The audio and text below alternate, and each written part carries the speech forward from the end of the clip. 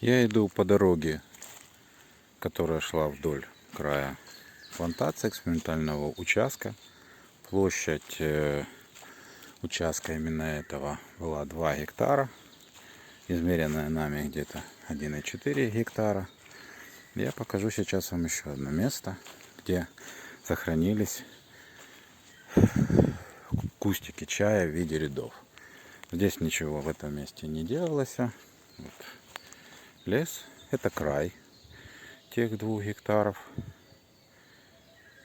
Вот этот уже была, это вид на экспериментальную площадку чайную. И на самом деле вот она, справа от дороги. Здесь вперемешку. Не было сплошной посадки, было несколько участков в таком неправильном шахматном порядке. И вот сейчас мы подойдем ближе.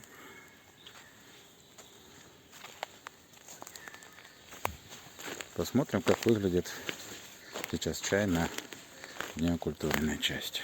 Вот видны ряды. Это второе место, где можно легко увидеть ряды. Первое место как раз было там, где расчищено и сейчас ухожено.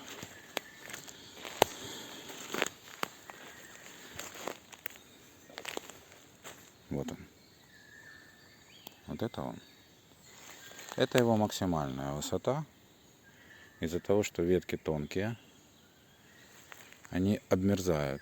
Даже если зима не очень холодная. Чаю, особенно нашему чаю, который является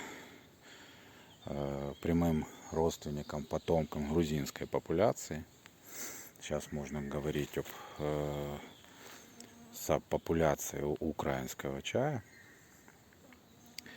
На самом деле не так страшен мороз.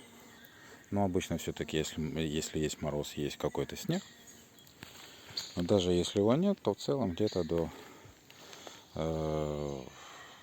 20 градусов практически без последствий чай переживает.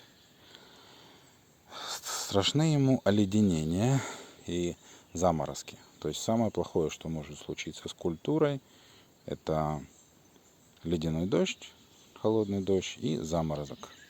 И вот тогда чай страдает очень сильно. Ну, собственно, как любая субтропическая культура. Но не настолько устойчив все-таки. Вот это место я всегда привожу и показываю, для того, чтобы было понятно, зачем, собственно говоря, было что-то делать. Сейчас возможно, ну я очень надеюсь, что сейчас ответ уже очевиден, когда есть с чем сравнивать.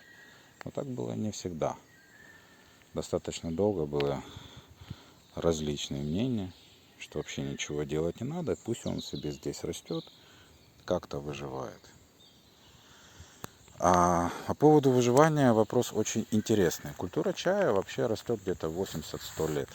То есть, в принципе, сейчас, 49-го, ему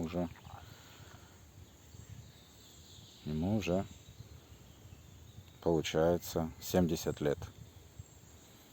То есть через 2-3 десятка лет он просто умрет. Корневая перестанет питать эту поросль и отбивать.